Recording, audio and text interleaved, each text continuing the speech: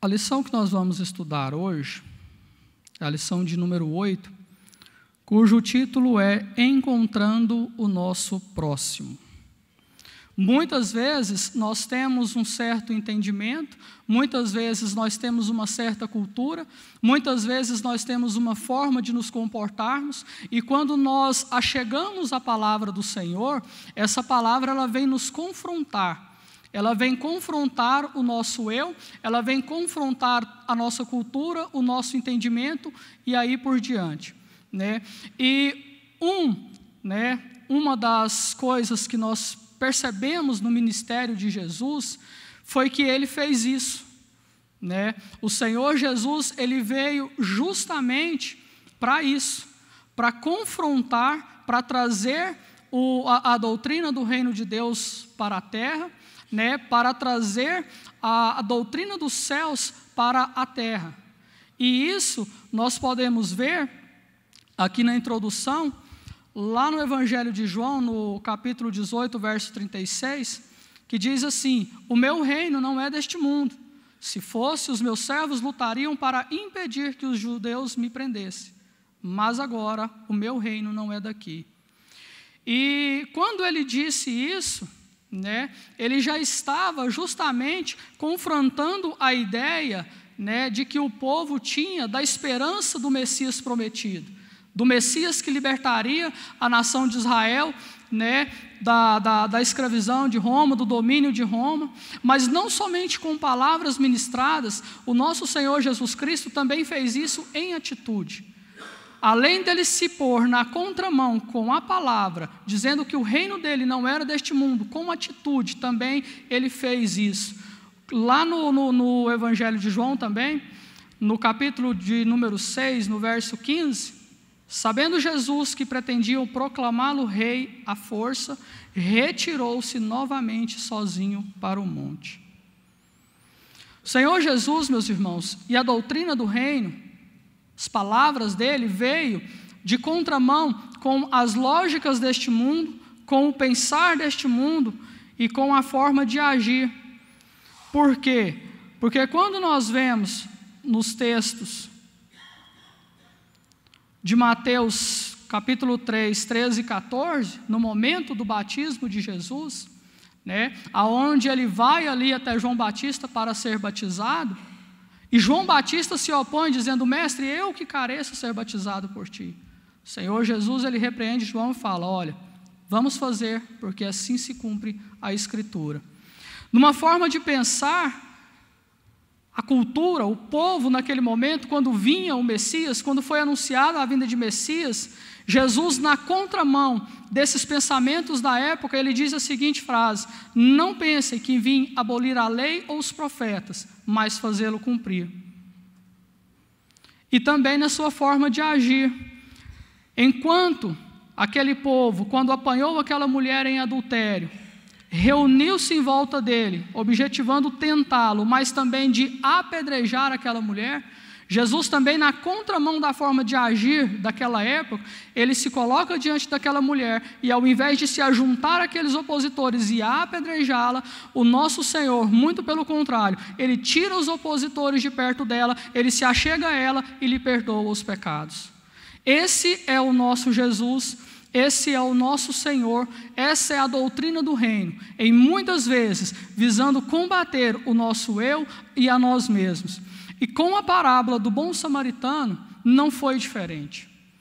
Nós vamos adentrar mais à frente na lição, e nós vamos perceber o quanto essa parábola é rica em confrontar ideias e pensamentos e um sistema, e de contrapartida confrontar o nosso eu e gerar a vontade boa, perfeita e agradável do Senhor nas nossas vidas.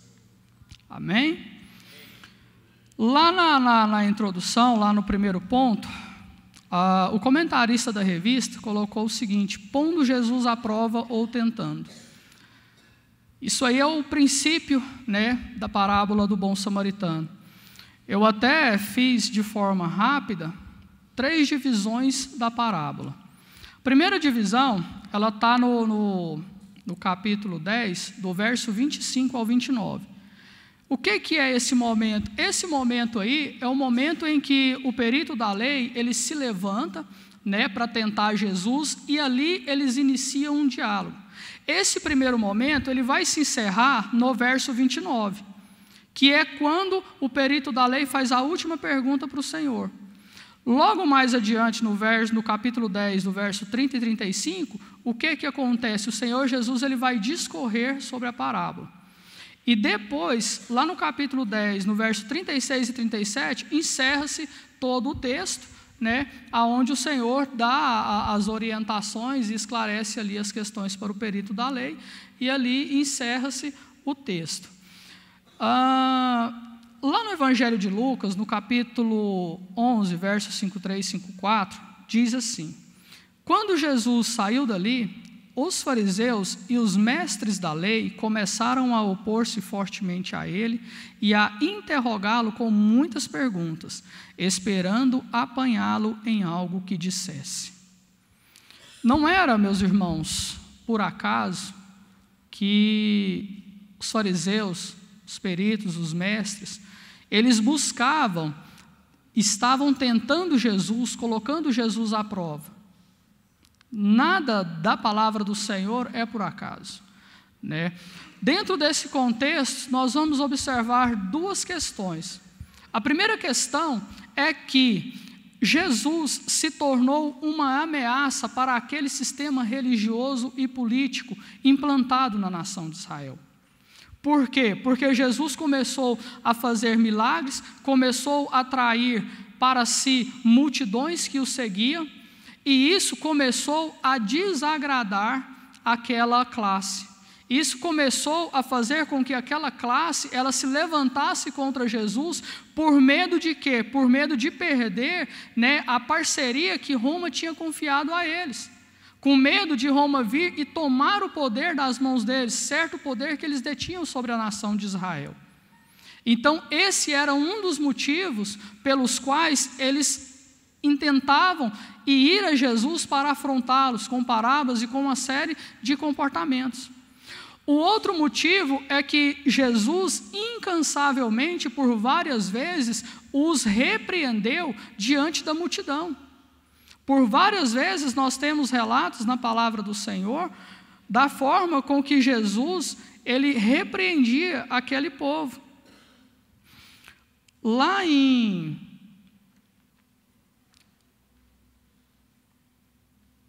Lucas 11:46, se os irmãos quiserem abrir as vossas Bíblias para acompanhar a leitura e o raciocínio da lição, tá? Eu vou fazer menção do texto que está em Lucas, capítulo de número 11, do verso 43. Está escrito assim: a forma com que Jesus se dirigia a eles em alguns momentos. Quanto a vocês, peritos da lei, disse Jesus, ai de vocês também, porque sobrecarregam os homens com fardos que dificilmente eles podem carregar, e vocês mesmos não se levantam nenhum dedo para ajudá-los. Lá em Mateus, no capítulo 11, verso 28, 29 em diante ali, Jesus, ele traz uma nova doutrina, tomando para si uma responsabilidade. Em um dos sermões dele, o que ele fala? Vinde a mim, todos os que estáis cansados e sobrecarregados, e eu vos aliviarei. Tomai sobre vós o meu jugo e aprendei de mim, que sou manso e humilde de coração, e achareis descanso para as vossas almas. As palavras de Jesus, elas vieram contrapor justamente o comportamento, né, de que esses peritos da lei estavam colocando sobre o povo, porque o próprio Jesus disse que eles estavam colocando fardos pesados sobre o povo e em nenhum momento eles ajudavam o povo a carregar esses fardos. Num segundo momento, lá em Lucas, mais adiante um pouquinho, no capítulo de número 11, verso 52, Jesus faz uma nova referência a esses peritos. E dizem assim: ai de vocês, peritos na lei, porque se apoderam da chave do conhecimento. Vocês mesmos não entram e impediram os que estavam prestes a entrar. Meus irmãos, esses peritos na lei, eles eram uma espécie de especialistas na lei. Qual que era a função deles? A função deles era traduzir a versão hebraica da lei para o aramaico. Isso seria o real sentido. Só que, além deles fazerem as traduções, em muitos momentos eles faziam parafrases, certo? Ou, em algumas vezes, eles utilizavam de interpretações próprias e inseriam dentro do Targum, que era um escrito, que tinha essa função de pegar a escritura original do hebraico, traduzir para o aramaico e transmitir ao povo. Eles deixaram-se perder a essência original de apenas traduzir do hebraico para o aramaico, e sim inserir parafrases, entendimentos próprios e transmitir isso ao povo, fazendo com que o povo muitas vezes carregassem fardos sobremaneiras pesados, fazendo com que o povo muitas vezes, como o próprio Jesus repreendeu, que eles estavam se tornando cegos e guiando outros, para que ambos caiam no abismo. Então, diante de todo esse contexto, é que surgiu a parábola do bom samaritano. Ou seja, de uma ocasião, aonde um perito na lei se achega até Jesus para prová-lo, para tentá-lo, para colocá-lo à prova, certo? Jesus, na sua imensa sabedoria e soberania, conhecedor de todas as coisas e de forma sábia e inteligentíssima, o Senhor Jesus consegue manobrar toda aquela situação de forma que não conseguiu ser surpreendido, como era o objetivo daqueles peritos na lei, e despede aquele perito com uma doutrina vinda diretamente do trono de Deus. Porque nós vamos ver isso lá no finalzinho da parábola do samaritano, e analisando toda essa ótica, além do ensino transmitido dentro da própria parábola, que no final o Senhor Jesus, ele conseguiu transmitir a mensagem do reino daquele homem e dar um direcionamento certo para ele. Ou seja, fez ele desconstruir em si algo que ele estava tentando fugir. Esse é o contexto pelo qual a parábola foi ministrada e o qual nós estudaremos nesta manhã. O objetivo, o motivo pela qual essa parábola ela foi contada. Em certo momento, quando Jesus começa ali, aquele momento de diálogo com aquele perito,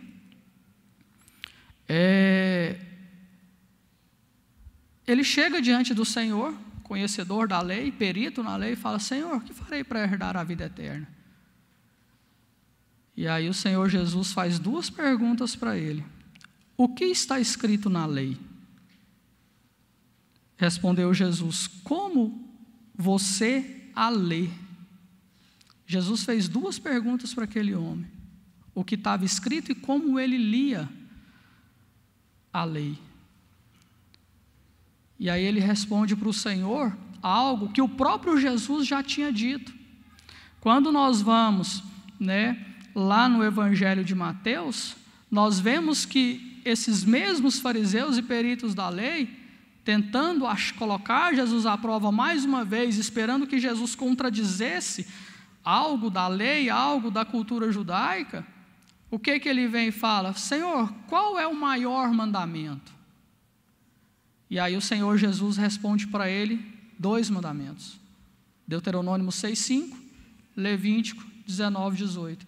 Amarás o Senhor teu Deus de todo o teu coração, de toda a tua alma, de todo o teu entendimento, e amarás ao teu próximo como a ti mesmo. Porque nesses 2 se resumem a lei e os profetas. Aquele homem, com o objetivo de tentar Jesus, com esse desejo maquiavélico no seu coração, recita aquilo mesmo que o próprio Jesus já tinha falado em um outro momento. Ele mesmo já volta a dizer a mesma palavra que o Senhor tinha dito num outro momento. E aí, em um determinado momento, como o comentarista colocou, mas ele, querendo justificar-se, perguntou a Jesus: e quem é o meu próximo? E é aí que Jesus inicia a parábola do bom samaritano. É exatamente nesse momento que o Senhor Jesus, na sua soberania, na sua excelência, vai trazer não somente para aquele perito da lei, mas para todos quantos aqueles que estão em volta, e também a nós, igreja, no ano de 2018, os ensinamentos essenciais dentro dessa parábola. É nesse momento que o Senhor Jesus tem a oportunidade de desconstruir todo um costume, toda uma cultura que estava impregnada naquele povo, para trazer um evangelho puro, simples e que agrada ao coração de Deus. O Senhor Jesus, ele começa a discorrer a parábola e começa a falar ali dos personagens envolvidos naquela parábola. Ele fala que descia um sacerdote de Jerusalém para Jericó, e quando viu, está registrado aqui na palavra, que fala assim, um sacerdote, quando viu o homem, passou pelo outro lado. E aí lá no verso 32 ele continua, um levita, quando chegou ao lugar e o viu, passou pelo outro lado. Mas um samaritano, quando de viagem chegou onde se encontrava o homem e o viu, teve piedade dele. Nesse momento, meus irmãos, do texto e do contexto do qual estava sendo ministrado essa parábola, o Senhor Jesus Cristo ele já começa ali de antemão fazer duras críticas àquele perito na lei de forma indireta, porque os judeus não se davam com os samaritanos, todos sabem disso. Ele já começou de contrapartida falar com que os sacerdotes não estavam olhando para aquela causa, e muitos menos os levitas, ou seja, que o povo, que aqueles que eram separados para cuidar do povo, para zelar do povo, para fazer a obra do Senhor, estava simplesmente se envolvendo dentro do seu próprio universo, estavam simplesmente se prendendo a tudo que estava à sua volta. Aquele perito na lei, quando ele pergunta ali para Jesus quem era o seu próximo, há várias hipóteses da resposta que ele esperava. Talvez seria aquele que convivia com ele e ele estava ali fazendo o bem. Poderia ser os da sua família, que de contrapartida tem essa troca, hoje faz um benefício, amanhã recebe outro, e assim sucessivamente. Mas ao invés do Senhor Jesus, ele dar uma resposta de imediata para aquele perito, ele conta uma história, e dentro dessa história ele começa a trabalhar dentro daquela situação e indiretamente fazer várias críticas àquele sistema, que são, às vezes, comportamentos e atitudes que nós percebemos hoje no nosso meio, né? E aí ele coloca a figura do samaritano, ele coloca a figura daquele povo que era odiado pelos judeus, para dizer que não era aquele costume, que não era aquele povo que fazia o bem, mas que existia um outro povo, existia alguém, existia um outro costume que estava atendendo uma causa. E isso de antemão já gera um certo desconforto com os judeus, porque os judeus não se davam com os samaritanos. E o texto bíblico, interessante, que lá no verso 33, se os irmãos quiserem abrir a Bíblia na parábola, para ir acompanhando, que fala assim, mas um samaritano, estando de viagem, chegou onde se encontrava o homem e, quando o viu, teve piedade dele.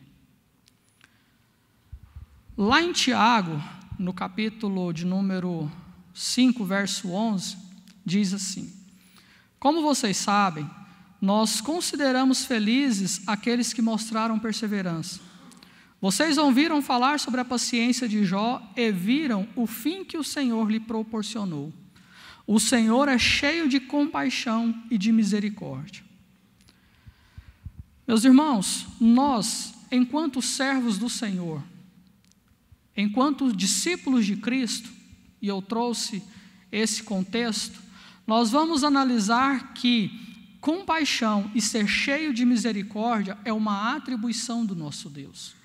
O texto de Tiago, que eu fiz referência, ele traz o contexto que foi vivido por Jó, só que de contrapartida ele traz uma informação interessante sobre o nosso Deus. Ele fala que o Senhor é cheio de compaixão e misericórdia. Primeira informação. Segunda informação, em Marcos, capítulo de número 1, verso 41, diz o seguinte: cheio de compaixão, Jesus estendeu a mão, tocou nele e disse: quero, seja purificado. Lá em Colossenses, no capítulo 3, verso 2, está assim: portanto, como povo escolhido de Deus, santo e amado, revistam-se de profunda compaixão, bondade, humildade, mansidão e paciência. Nós vemos que o Deus do qual nós adoramos, do qual nós optamos por um dia servir, o Deus criador de todas as coisas, ele é cheio de compaixão. Nós vemos no texto mais adiante que o nosso Senhor e Salvador Jesus Cristo, aquele do qual nós declaramos que somos discípulos em vários momentos durante o seu ministério terreno aqui na terra, e eu acredito que até os dias de hoje se utiliza de benevolência e de compaixão para com as nossas vidas. O apóstolo Paulo, escrevendo aos Colossenses, ele diz que nós, que somos salvos, devemos também ser cheios de compaixão. Que nós, enquanto servos do Senhor, devemos ser cheios de compaixão. E aí nós começamos a entender o porquê o propósito dessa lição vem direto de encontro a combater o nosso individualismo. Porque muitas vezes nós fugimos de algumas situações e com isso deixamos de exercer a compaixão. O texto sagrado da palavra de Deus fala que aquele samaritano, ele viu o homem e se aproximou, e chegando, vendo, moveu-se de íntima compaixão. O individualismo, ele age mais ou menos da forma com que o sacerdote e o levita se comportou. Ou seja, ele vê uma situação, mas ele nem sequer quer se aproximar. Ele nem sequer quer olhar para aquilo, ou quando vê, desvia o seu olhar e passa de largo. Mas não é isso que o Senhor quer para nós. O Senhor quer para nós, como igreja, que nós tenhamos essa atribuição, essa compaixão impregnada em nós, e que com essa compaixão nós sejamos instrumento deles para ajudar outras pessoas. Que nós, como igreja do Senhor, abdiquemos do nosso individualismo e abraçamos a causa do Senhor. Aproximou-se, enfaixou-lhe as feridas, derramando nelas vinho e óleo. Depois colocou-se sobre o seu próprio animal para uma hospedaria e cuidou dele. Meus irmãos, algo interessante que nos chama a atenção dentro desse texto é que aquele samaritano, estando de viagem, quando se deparou com aquela situação, que viu o homem, ele se aproximou, moveu-se de compaixão com aquela pessoa que estava ali, e a palavra fala que ele enfaixou as feridas, derramando vinho e óleo. Quando nós olhamos para o vinho e para o óleo, nós vemos que esses elementos, eles tinham uma certa função. Ele tinha uma importância, que diz assim: o óleo era algo que ele possuía e usado para aliviar a dor. O vinho como antisséptico para limpar a ferida. E aí uma pergunta, meus irmãos, que eu faço para nós como igreja nessa manhã. Tudo aquilo que aquele samaritano tinha para cuidar da ferida daquele homem que havia caído na mão dos assaltantes, tinha sido espancado, despido. Nós, como igreja, como servos do Senhor, temos para curar uns aos outros. O Senhor tem nos dado tudo aquilo que necessitamos para agirmos de igual forma com o nosso próximo. O Senhor não tem deixado faltar nada, porque o amor dEle, a graça dEle, ela é muito grande sobre as nossas vidas. Mas, infelizmente, em muita situação e circunstâncias, o nosso individualismo não tem permitido. Porque aquele homem, aquele samaritano, ele estava de viagem. Todavia, ele estava portando o óleo e estava portando o vinho. Um para aliviar a dor e um outro para ser um antisséptico, para curar infecções. O Espírito Santo que é derramado sobre a igreja, o Consolador, do qual nós, como salvos, detemos em nós, ele nos dá como ferramenta essa atitude. Irmãos, o nosso potencial como cristãos, para sermos luz no mundo, para cuidarmos do necessitado, e mais à frente eu vou tratar disso, o Senhor Jesus nos capacita, o Senhor nos qualifica, Ele nos dá tudo aquilo que precisamos.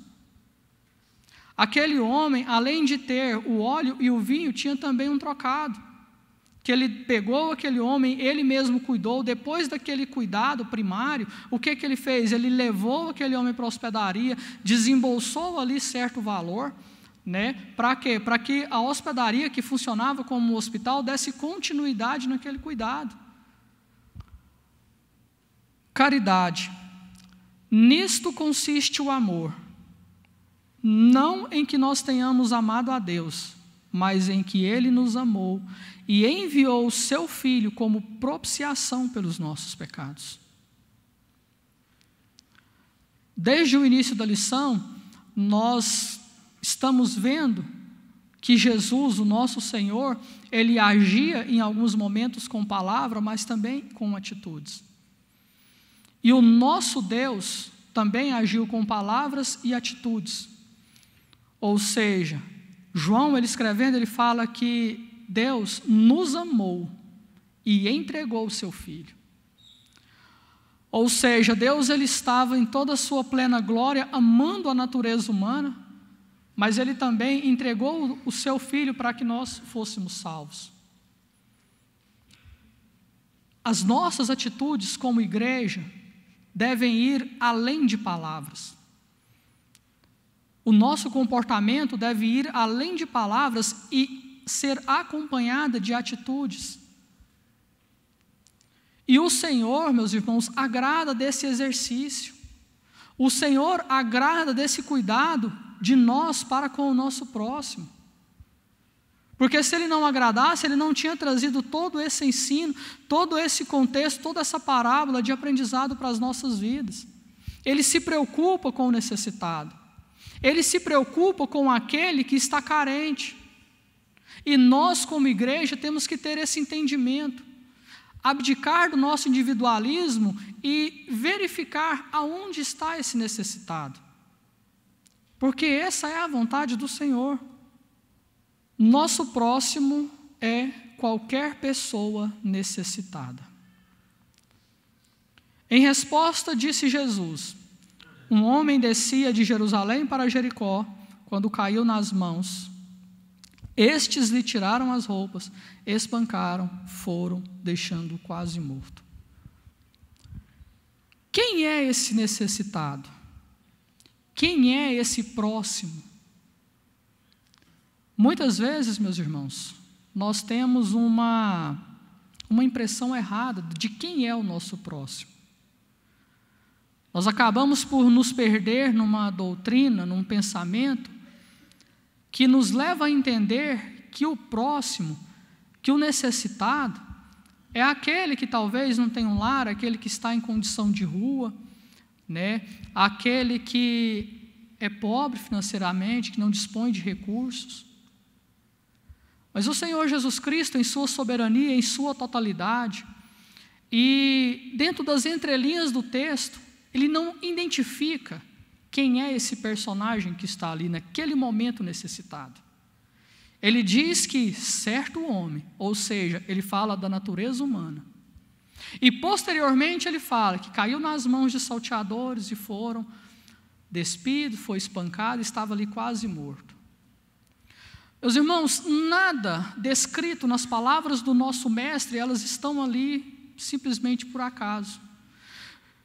Lá em João, no capítulo 10, no verso 10, o que Jesus faz referência? O diabo veio para matar, roubar e destruir. Mas eu vim para que tenhais vida e vida em abundância. Quando nós fazemos um elo entre João 10:10 e o que aconteceu com esse homem que estava ali quase morto, nós entendemos que muitas pessoas têm sido roubadas pelo diabo. Muitas pessoas têm apanhado, têm tomado lições que têm levado quase à morte pelo adversário de Deus, pelo inimigo, pelo Satanás. E essas pessoas, meus irmãos, não são pessoas apenas que estão talvez numa condição de rua ou desprovido de recursos financeiros. Existem inúmeras pessoas ricas, existem muitas pessoas que estão muitas vezes ao nosso lado, que estão necessitados, que são o nosso próximo, que estão ali muitas das vezes sendo assaltados pelo inimigo, que estão muitas vezes tendo a sua vida destruída pelo inimigo. O necessitado, o próximo, meus irmãos, pode ser qualquer um de nós. Quantas vezes, ou em muitas vezes, nós estamos necessitados apenas de um abraço? Quantas vezes nós chegamos aqui na igreja carente pelo menos de um abraço? Quantas vezes nós estamos carentes de uma palavra? Quantas vezes nós estamos carentes de ter um amigo em nossa volta para sentar conosco 1, 2, 3 horas e conversar conosco? E aí nós mudamos essa visão de quem que é o nosso próximo. Quem é o próximo da igreja em 2018? Quem é esse necessitado que está aí, muitas vezes à nossa volta, e nós, por individualismo ou por não querer se envolver, não querer cumprir o nosso papel de igreja, de servos de Cristo, de agir como Cristo agiu, abraçarmos essa causa, abraçar esse próximo, esse necessitado. Porque o Senhor já nos capacitou e nos qualificou para isso. Nós somos detentores do Espírito Santo, meus irmãos. O Espírito de Deus habita em nós. Nós somos habilitados para ir aonde houver um necessitado e fazer aquilo que alegra o coração de Deus. Essa é a nossa identidade. E aí eu faço uma observação em relação à palavra que o pastor Alain Brizotti ministrou no domingo passado, quando ele falava das referências de Paulo a Timóteo. E trago para esse contexto dessa lição, independente do que a sociedade quer viver, independente dos conselhos que o ímpio quer falar sobre a causa do necessitado e da ajuda ao próximo, independente de qualquer cenário que nós estejamos, a nossa essência é a palavra do Senhor e é Cristo, e nós objetivamos agradar o nosso Senhor. Esse tem que ser o nosso entendimento, porque senão nós acabamos sendo levados por todos os ventos de doutrinas e costumes e cultura que essa sociedade quer impor sobre nós, igreja do Senhor. E temos que entender que o nosso fundamento, que o nosso princípio é a palavra do nosso Deus, porque ela sim é a vontade de Deus para as nossas vidas. Ajudar ao próximo não salva, mas é algo que deve ser feito por quem é salvo. Efésios 2, 8, 10. Porque somos criação de Deus, realizada em Cristo Jesus, para fazermos boas obras, as quais Deus preparou de antemão para que nós a praticássemos. O nosso Senhor já nos deu exemplo. O nosso mestre, aquele que nos instrui, já nos deu exemplo de como nós devemos proceder. E porque somos salvos, nós devemos fazer. Não pensando que essas obras nos dará salvação. Porque o que ele fala lá no início do texto? Pois vocês são salvos pela graça, por meio da fé. E isso não vem de vocês, é dom de Deus. Não por obras, para que ninguém se glorie. Ou seja, o Senhor quer que façamos por aquilo que Ele fez por nós, por amor, porque Ele nos amou primeiro, porque Ele nos escolheu, porque Ele nos separou para sermos representantes dEle sobre a face dessa terra. Somos salvos, somos filhos de Deus, somos servos do Senhor, mas também temos a incumbência de representar o nosso Senhor aqui sobre essa terra. É essa a vontade de Deus. E aí, já no final do texto, lá no verso 10, 36 e 37,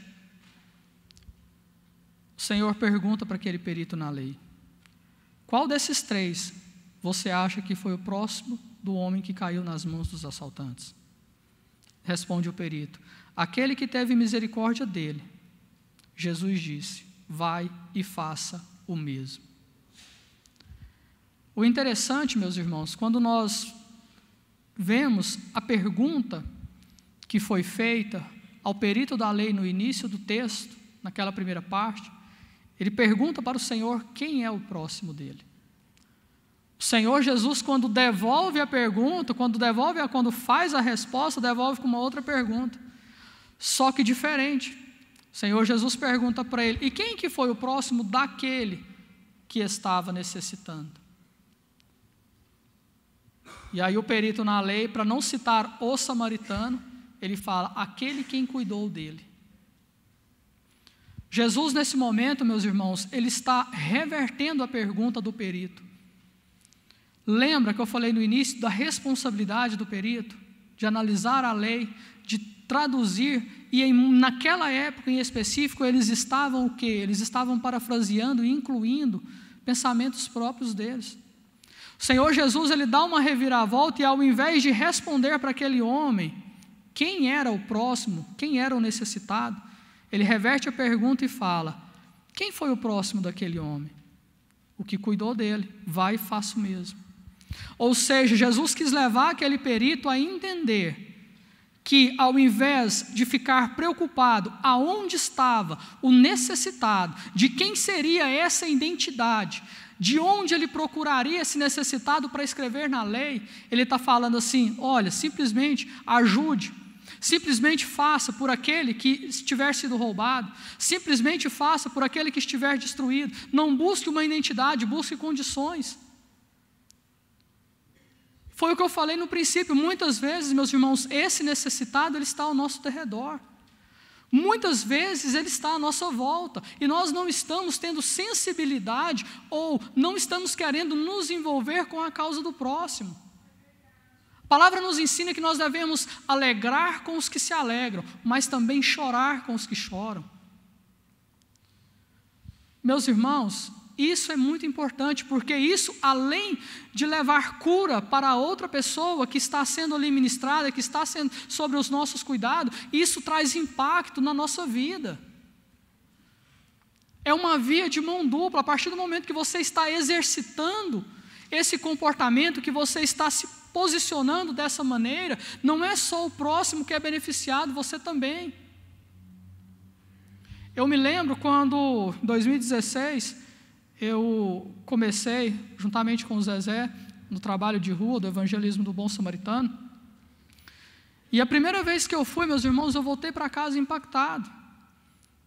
Nós chegamos por volta de 2 e pouco da manhã aqui na igreja, arrumamos as coisas, eu cheguei em casa umas 3 horas da manhã. Aquele momento de servir uma refeição para o próximo, de ver aquela situação, de viver dentro daquele contexto, me fez chegar em casa e refletir muitas coisas sobre a minha própria vida. Além de poder ter atendido um necessitado, de ter feito a ajuda ao próximo, mas aquilo também me ajudou. Porque eu aprendi a valorizar pequenas coisas que antes eu não valorizava. Coisas que para mim eram irrelevantes e que muitas vezes eu deixava de ser grato a Deus por ter e viver aquilo. E muitas vezes eu, na minha ignorância, não me conformava com aquilo. E através desse momento, dessa atitude, eu pude o quê? Eu pude meditar também na minha condição, além de meditar na condição do próximo. Vale a pena, meus irmãos, nós investirmos tempo, nós dedicarmos um pouco da nossa vida, do nosso ministério, do dom que Deus tem confiado em nós, seja ele qual for, porque Deus tem multiforme de dons para cada um de nós, para abraçarmos essa causa, para nos dispor, nos achegarmos, nos colocarmos à disposição do Senhor e também do próximo, desse necessitado que está à nossa volta. E não é, em muitos casos, um momento específico. Quando nós analisamos a parábola do bom samaritano, ela fala que aquele homem ele estava de viagem. E no meio dessa viagem ele se deparou com aquela situação, fez todo o processo, se levantou, deixou o homem ali na hospedaria e seguiu a sua vida. Mas prometeu voltar para dar um retorno, para cumprir um voto, para pagar algo que talvez pudesse ser devido pelo cuidado com aquele homem. Muitas vezes, meus irmãos, e volto a reafirmar, não precisa de nós pararmos e dedicarmos única e exclusivamente a essa causa, salvo se nós tivermos um chamado para isso, é uma outra situação. Mas se no meio do nosso dia a dia, no meio da nossa vida, meus irmãos, aparecer, vamos abraçar, vamos cuidar, vamos fazer, porque isso alegra o coração de Deus, e o Senhor nos ensina a proceder dessa maneira.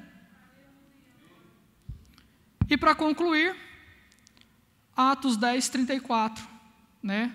Então Pedro começou a falar: agora percebo verdadeiramente que Deus não trata as pessoas com parcialidade. Todos conhecem o contexto desse versículo. No fundamento da igreja cristã, no início de tudo ali, Pedro em Cesareia vai fazer algo da qual o Senhor o incumbia, e tem a visão de animais impuros,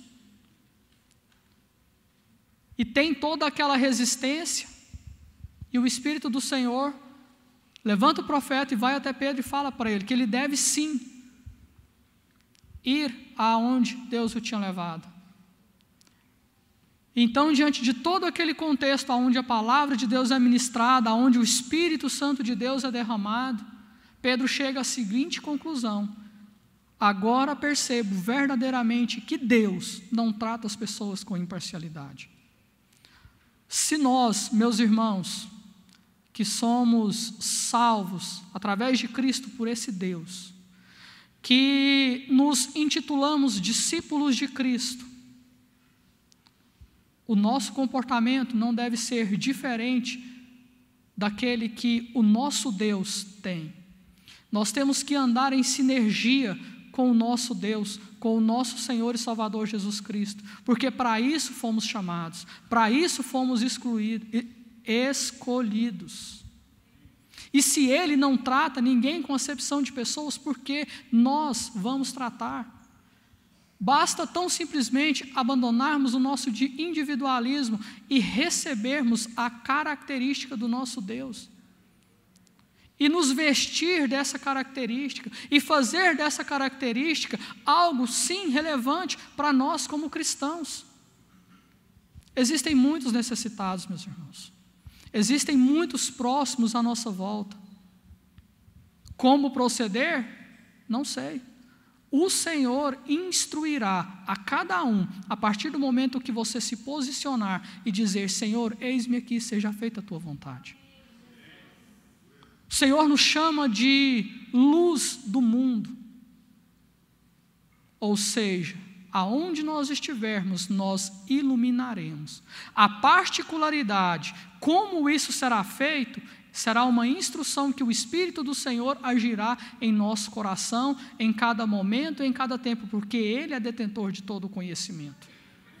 Ele sabe diretamente como nós devemos agir e proceder diante das mais diversas situações. Tá? Eu concluo a lição. Tá? Gostaria de externar os meus agradecimentos ao pastor Carlos. Muito obrigado pelo convite, pela oportunidade, pela confiança. O Senhor abençoe o Senhor, toda a coordenação da escola. Muito obrigado a todos. Tenham um bom dia.